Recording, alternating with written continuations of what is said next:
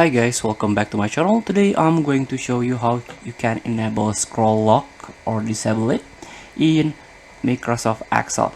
So please try to push the arrow key on your keyboard. So this is the scroll lock is a disable. So to enable, you can try to open on screen keyboard.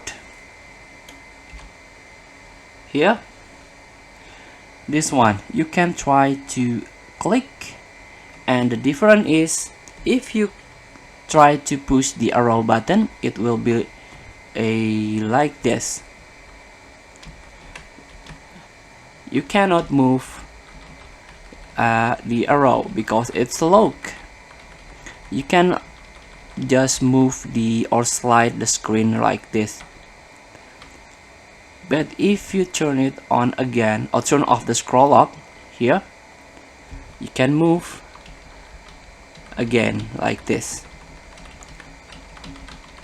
So feel free to try. Thank you for watching. Don't forget to comment, like, and subscribe, and also click the next button below. See you in the next video.